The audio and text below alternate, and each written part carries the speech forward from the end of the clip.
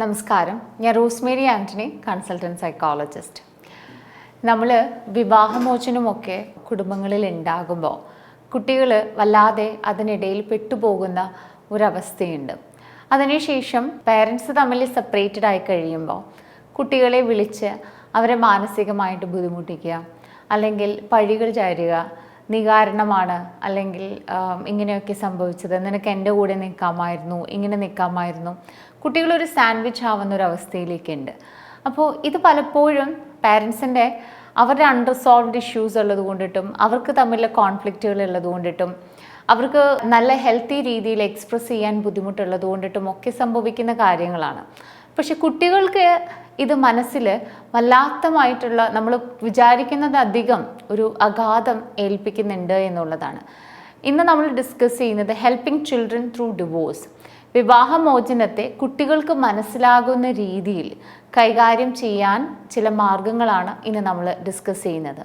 വിവാഹമോചനം ഒരു ബന്ധത്തിൻ്റെ ഒരു അവസാനം മാത്രമല്ല, അതൊപ്പം പ്രധാനമായും കുട്ടികളുടെ മനസ്സിനുള്ളിൽ ഒരുപാട് മാറ്റങ്ങളും തുടങ്ങിപ്പോകുന്ന ഒരു നീണ്ട ഒരു പ്രോസസ്സാണെന്ന് വേണമെങ്കിൽ പറയാം.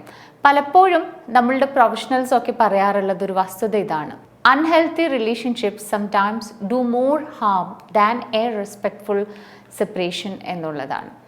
കുട്ടികൾക്ക് ദോഷകരമായത് വിവാഹമോചനമല്ല, മറിച്ച് അതിൻ്റെ ചുറ്റുപാട്, അതിൻ്റെ ഇടയിൽ ഉണ്ടാക്കുന്ന ചില ആശയക്കുഴപ്പങ്ങൾ, ഇവർ തമ്മിലുണ്ടാവുന്ന ബ്ലെയിംസ്, കുട്ടിയെ ഇൻവോൾവ് ചെയ്യിപ്പിച്ചിട്ടുള്ള ചില blaming games, silence treatment, emotional unpredictability, ഇത്തരത്തിലുള്ള ചില കാര്യങ്ങളാണ് എന്ന് വേണമെങ്കിൽ പറയാം. How divorce impacts children 2023 Indian psychiatric സൊസൈറ്റിയുടെയും അമറ്റോ ഉൾപ്പെടെയുള്ള അന്താരാഷ്ട്ര പഠനങ്ങളുടെയും അടിസ്ഥാനത്തിൽ കണക്കാക്കുന്നത് അൺറിസോൾവ്ഡ് കോൺഫ്ലിക്റ്റ് ഉള്ള കുടുംബങ്ങളിൽ കഴിയുന്ന കുട്ടികൾക്ക് എക്സ്പ്ലെയിൻഡ് ആയിട്ടുള്ള ചില ബുദ്ധിമുട്ടുകൾ അനുഭവപ്പെടുന്നുണ്ട് എന്നുള്ളതാണ്.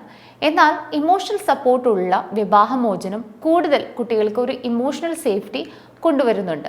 എന്നാൽ അൺപ്രിപ്പയർഡ് ആയിട്ടുള്ള കുട്ടികളാണ് കൂടുതലും. അങ്ങനെയുള്ള കുട്ടികളിൽ കണ്ടുവരുന്ന ചില ബിഹേവിയറൽ ചേഞ്ചസ് ആണ് പഠനത്തിൽ ചിലപ്പോൾ പെട്ടെന്ന് നന്നായി പഠിച്ചിരുന്ന കുട്ടികൾ പഠനത്തിൽ എന്തെങ്കിലും തരത്തിലുള്ള ബുദ്ധിമുട്ടുകൾ അനുഭവപ്പെടുക, കുറച്ചു നേരം പോലും ശ്രദ്ധ കൊടുക്കാനാവാതെ അവർക്ക് ഇരിക്കുന്ന ഒരവസ്ഥയിലേക്ക് വരിക, മുമ്പ് കൂട്ടുകാരോട് വളരെ നന്നായി സംസാരിച്ച് ഒരു സോഷ്യലൈസേഷൻ നടത്തിയിരുന്ന കുട്ടികൾ ഒരു സോഷ്യൽ വിഡ്രോവലിലേക്ക് പോവുക, പെട്ടെന്ന് ദേഷ്യവും ഇറിറ്റബിലിറ്റിയും കാണിക്കുക, ഫ്രസ്ട്രേഷൻസ് കാണിക്കുക, അതോടൊപ്പം തന്നെ ചിലപ്പോൾ അവരുടേതായ ഒരു അൺഹെൽത്തി കോപ്പിംഗ് മെക്കാനിസം കാണിക്കുക, ചിലപ്പോൾ എപ്പോഴും ഗെയിമിങ്ങിലേക്ക് പോവുക, ടി വി കാണുക, സൈലൻ്റ് ആയിട്ടിരിക്കുക, ഞാൻ എന്തെങ്കിലും തെറ്റ് ചെയ്തോ എന്ന് ചോദിക്കുക, അല്ലെങ്കിൽ പേരൻസിൻ്റെതായ എന്തെങ്കിലും പ്രശ്നം വരുമ്പോൾ വളരെ സൈലൻ്റ് ആകുക, എല്ലാ പെയിനും ഇൻറ്റേർണലൈസ് ചെയ്യുന്ന ഒരു കാര്യം, ഒരു കുറ്റബോധം അവരിൽ വളർത്തിയെടുക്കുക, ഉറക്കം കുറയുക, ഭക്ഷണത്തിൽ താല്പര്യക്കുറവ്, ആത്മവിശ്വാസം കുറയുക, അല്ലെങ്കിൽ അവർ ചെയ്തിരുന്ന പല കാര്യങ്ങളും, ചിലപ്പോൾ അവർ പിയാനോ വായിക്കുന്നതോ അല്ലെങ്കിൽ ഫുട്ബോൾ, അങ്ങനെയുള്ള എന്തെല്ലാം ആക്ടിവിറ്റീസ് ആണോ ചെയ്തുകൊണ്ടിരുന്നത് അതിൽ നിന്നൊക്കെ ഒരു ഡിക്ലിനേഷൻ വരിക. പണ്ട് വളരെ നല്ല രീതിയിൽ അവരുടെ ഗോൾസിനും വിഷനും വേണ്ടിയിട്ടൊക്കെ ശ്രമിച്ചുകൊണ്ടിരുന്ന കുട്ടികൾ പലപ്പോഴും അതിനോടൊന്ന് പുറകോട്ട് പോവുക. ഇത്തരത്തിലുള്ള ബിഹേവിയർ ചേഞ്ചസ് നമുക്ക് കാണാൻ സാധിക്കും എന്നുള്ളതാണ്. So how can you help your child? നിങ്ങൾക്ക് പരസ്പരം ഒരു ബുദ്ധിമുട്ടുണ്ടാകുമ്പോൾ, നിങ്ങളൊരു ഡിവോഴ്സ് പ്രോസസ്സിലൂടെ പോകാൻ ആഗ്രഹിക്കുന്നുണ്ട് എങ്കിൽ നിങ്ങളുടെ കുട്ടിയുടെ മാനസിക ആരോഗ്യത്തെ സംരക്ഷിച്ചുകൊണ്ട് അത് എങ്ങനെ ചെയ്യാം എന്നുള്ളതാണ്. First, rehearse what will you say. രണ്ടുപേര് വേർപെടുമ്പോൾ പറയാനുള്ളത് ഒരുമിച്ച് നിങ്ങൾ തമ്മിൽ പ്ലാൻ ചെയ്യുക എന്നുള്ളതാണ്. നമ്മൾ തമ്മിലുള്ള പ്രശ്നങ്ങൾ കുട്ടിയോടുള്ള സ്നേഹത്തെ ബാധിക്കില്ല എന്നുള്ളതും, ഞങ്ങൾ രണ്ടുപേരും എന്നും നിങ്ങളുടെ കൂടെ ഉണ്ടായിരിക്കുമെന്നും സ്നേഹിക്കുമെന്നും കുട്ടികൾക്ക് പറഞ്ഞു കൊടുക്കുക എന്നുള്ളതാണ്. കുട്ടികൾക്ക് എപ്പോഴും ക്ലാരിറ്റി ആവശ്യമാണ്, not all the details. Parents വിചാരിക്കുന്നത് ഞങ്ങൾ എന്തിനാണ് ഇതെല്ലാം കുട്ടിയോട് പറയുന്നത് എന്നുള്ളതാണ്. മനസ്സിലാക്കുക, കുട്ടികൾക്ക് എല്ലാത്തിൻ്റെയും ഡീറ്റെയിൽസ് ആവശ്യമില്ല, പക്ഷെ ദേ നീഡ് ക്ലാരിറ്റി. അപ്പോൾ രണ്ടുപേരും തമ്മിൽ പ്രാക്ടീസ് ചെയ്തിട്ട് ഒരേപോലെ കുട്ടിയോട് കമ്മ്യൂണിക്കേറ്റ് ചെയ്യാൻ സാധിക്കുക എന്നുള്ളതാണ്. Next, expect delayed reactions. കുട്ടികൾ ആദ്യം തന്നെ ഇത്തരത്തിലുള്ള കാര്യങ്ങൾ സംഭവിക്കുമ്പോൾ പറയുമ്പോൾ അവർ ചിലപ്പോൾ കുട്ടികൾ കരയണമെന്നോ റിയാക്ട് ചെയ്യണമെന്നോ ഒന്നും നിർബന്ധമൊന്നുമില്ല. അപ്പോൾ സമാധാനപരമായിട്ടിരിക്കുക, ബി പേഷ്യൻറ്റ്. ചിലപ്പോൾ കുട്ടികൾ പെട്ടെന്ന് ഇമ്മീഡിയറ്റ് കരഞ്ഞേക്കാം, ചിലപ്പോൾ അത് കരയാനായിട്ട് സാധ്യതയില്ല. പക്ഷെ ഒരു കുറച്ച് മാസങ്ങൾ കഴിയുമ്പോഴായിരിക്കാം അവരവരുടെ ദേഷ്യമോ സങ്കടമോ ഒക്കെ കാണിക്കുന്നത്. Don't assume silent means acceptance. അവർ ചിലപ്പോൾ സൈലൻ്റ് ആയിട്ട് ഇരിക്കുമ്പോൾ അത് അക്സെപ്റ്റൻസ് ആണെന്നും കണക്കാക്കരുത്. പക്ഷേ അവർ നോക്കുക, അവർ ഒബ്സർവ് ചെയ്യുക, listen and let them no your feelings might change. I will be here through every stage. ആദ്യമൊക്കെ സമയത്ത് അവർ വിചാരിക്കും നിങ്ങൾ ഇത്രയും തല്ലുപിടിക്കുന്ന സമയത്ത് ഇങ്ങനൊരു റോങ് എൻവിറോൺമെൻറ്റ് അവർക്ക് സൃഷ്ടിക്കുന്നതിനേക്കാൾ കൂടുതൽ നിങ്ങൾ സെപ്പറേറ്റഡ് ആവുന്നതാണ് നല്ലതെന്ന് അവർക്ക് തന്നെ ബോധ്യം ചിലപ്പോൾ വന്നേക്കാം. പക്ഷേ അവരങ്ങനെയൊക്കെ ചിന്തിച്ചാലും ചിലപ്പോൾ നിങ്ങളുടെ ആബ്സെൻസ് അവരെ വല്ലാതെ ബാധിച്ചേക്കാം. പക്ഷെ ആദ്യ ദിവസങ്ങളിലൊന്നും അത് കാണിച്ചു എന്ന് വരില്ല. അപ്പോൾ അവരുടെ ഡിലേഡ് ആയിട്ടുള്ള റിയാക്ഷൻസ് നമ്മൾ എക്സ്പെക്റ്റ് ചെയ്തിരിക്കണം എന്നുള്ളതാണ്. അപ്പോൾ അവരുടെ എല്ലാ സ്റ്റേജസിലും അവരിത് എങ്ങനെയാണോ അക്സെപ്റ്റ് ചെയ്ത് മുന്നോട്ട് പോകുന്നത് അതിനോടൊപ്പം തന്നെ പാരൻസും സഞ്ചരിക്കുക എന്നുള്ളതാണ്. Next, focus on what will stay the same. ഇപ്പോൾ കുട്ടികൾ നിങ്ങൾ ഒരുമിച്ചായിരിക്കുന്ന ദമ്പതികൾ ഒരുമിച്ചായിരിക്കുന്ന സമയത്ത് ചെയ്തുകൊണ്ടിരുന്ന ചില കാര്യങ്ങളാണ്. A child's brains crave stability. കുട്ടികൾ എപ്പോഴും നോക്കുന്ന ഒരു സ്റ്റെബിലിറ്റിയാണ്. So even if houses or schools change, ഏതെങ്കിലും തരത്തിലുള്ള കുട്ടികൾക്ക് എപ്പോഴും ഈ ഡിവോഴ്സും അങ്ങനെയുള്ള കാര്യങ്ങൾ വരുമ്പോൾ അവരുടെ സ്റ്റെബിലിറ്റിയാണ് കൂടുതൽ ചേഞ്ച് ആവുക. ചിലപ്പോൾ വീട് മാറ്റം ഉണ്ടാവാം, സ്കൂള് മാറാം, അല്ലെങ്കിൽ അവർ ട്യൂഷൻ ക്ലാസ്, അവരുടെ സ്കൂൾ ബസ്, അങ്ങനെയുള്ള പല കാര്യങ്ങളും മാറും. അപ്പോൾ അവർക്ക് എപ്പോഴും വേണ്ടത് ദി ഷുഡ് ഫീൽ സേഫ്. ഞാൻ ആരുടെ കൂടെയാണോ നിൽക്കുന്നത് അവർക്ക് പണ്ട് ചെയ്തിരുന്ന ആ സേഫ് ആയിട്ടുള്ള എല്ലാ കാര്യങ്ങളും തന്നെ തുടരാനായിട്ടുള്ള കാര്യങ്ങൾ ചെയ്തു കൊടുക്കുക എന്നുള്ളതാണ്. ഉദാഹരണത്തിന് same bed time routines continue ചെയ്യാൻ പറ്റണം, സെയിം ലഞ്ച് ബോക്സ് അവരുടെ ഫേവറേറ്റ് ആയിട്ടുള്ള ഫുഡുകൾ അവർക്ക് കഴിക്കാൻ പറ്റണം, സെയിം സൺഡേ ഈവനിങ് മൂവീസ് അവരുടെ പാരൻറ്റോടുകൂടി അവരുടെ ഡാഡോ അമ്മയോ ഒക്കെ ആയിട്ടാണ് അവർ കൂടുതൽ ചെയ്തുകൊണ്ടിരുന്ന ആക്ടിവിറ്റീസ്. സൺഡേ ഒക്കെ ആരുടെ കൂടെയാണോ അവർ നടന്നുകൊണ്ടിരുന്നത് അത് ചെയ്യാനായിട്ട് അവർക്ക് സാധിക്കണം. പ്രേയേഴ്സ് അവരുടെ ആരുടെ കൂടെയാണോ ചെയ്തുകൊണ്ടിരുന്നത് അത് അവർക്ക് ചെയ്യാൻ പറ്റണം.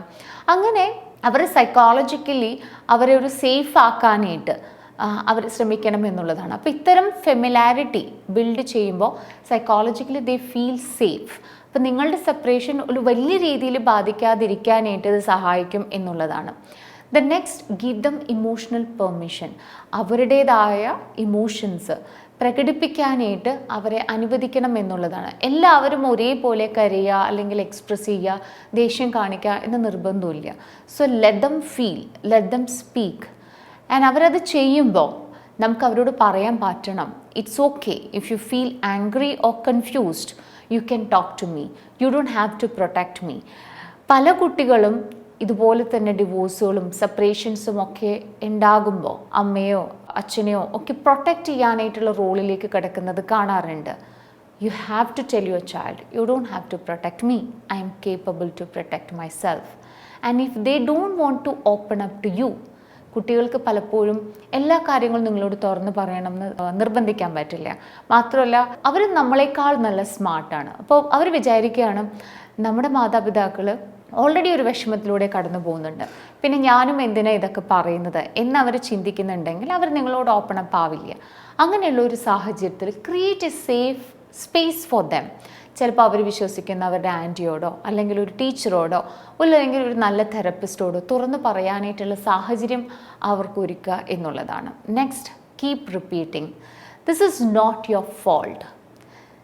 Children internalize pain. അവിടെ ചുറ്റും നടക്കുന്ന എല്ലാ കാര്യങ്ങളും അവർ ഇൻറ്റേർണലൈസ് ചെയ്യും എന്നുള്ളതാണ്. അപ്പോൾ എപ്പോഴും അവരുടെ കൂടെ ഇരിക്കുമ്പോഴും നിങ്ങൾ രണ്ടുപേരും ഒരുമിച്ചായിരിക്കുന്ന സമയത്തും നിങ്ങൾ പരസ്പരം ആ കുട്ടിയെ കാണുന്ന സമയത്തും നിങ്ങളോട് റിപ്പീറ്റഡ് ആയിട്ട് പറയാൻ സാധിക്കണം, this is not your fault. ഞങ്ങൾ തമ്മിലുള്ള കോൺഫ്ലിക്റ്റ് ഞങ്ങളുടേതായ കോൺഫ്ലിക്റ്റ് മാത്രമാണ്. നിനക്ക് എപ്പോൾ എന്ത് ആവശ്യത്തിനും ഞങ്ങൾ രണ്ടുപേരും ഒരുമിച്ചുണ്ടാകും എന്നുള്ളത് പറയാനായിട്ട് സാധിക്കണം എന്നുള്ളതാണ്. കാരണം കുട്ടികളുടെ മനസ്സിൽ എപ്പോഴും നമ്മുടെ ഫൈറ്റ് അവരുടെ മൈൻഡിൽ എപ്പോഴും റീപ്ലേ ചെയ്യും. അതോടൊപ്പം തന്നെ അവരും എപ്പോഴും മനസ്സിലാക്കും ഈ ഒരു സ്പ്ലിറ്റിന് കാരണം ഞാനാണ് എന്നുള്ളതാണ്. അപ്പോൾ നമ്മുടെ സ്നേഹവും അല്ലെങ്കിൽ അവർക്കൊരു റീഅഷ്വറൻസും എപ്പോഴും കൊടുക്കാനായിട്ട് നമുക്ക് സാധിക്കണം എന്നുള്ളതാണ്. You did not do anything wrong, you are not responsible for fixing adult problems. ഇത് കുട്ടികൾ അറിയത്തക്ക വിധത്തിൽ ഫീൽ ചെയ്യുന്ന രീതിയിൽ നമ്മൾ അല്ലെങ്കിൽ കെയർ ഗിവേഴ്സ് പറഞ്ഞു കൊടുക്കേണ്ട ഒരു കാര്യമാണ്.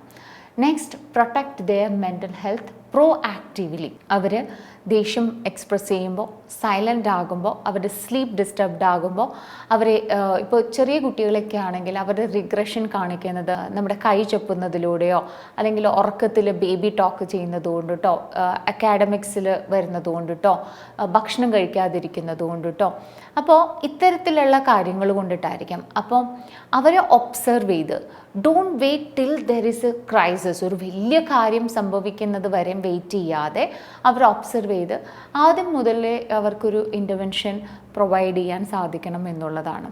Sometimes even one session with a child psychologist can give them lot of differences. അപ്പോൾ ഒരു emotional hygiene is very important.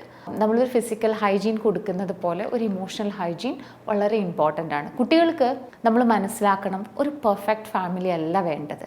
എല്ലാവരും പറയും അച്ഛനും അമ്മയും ഗ്രാൻഡ് പേരൻസും ഒക്കെയുള്ള ഒരു സന്തോഷ കുടുംബമാണ് കുട്ടികൾക്ക് വേണ്ടതെന്ന്. It's good if it is happening.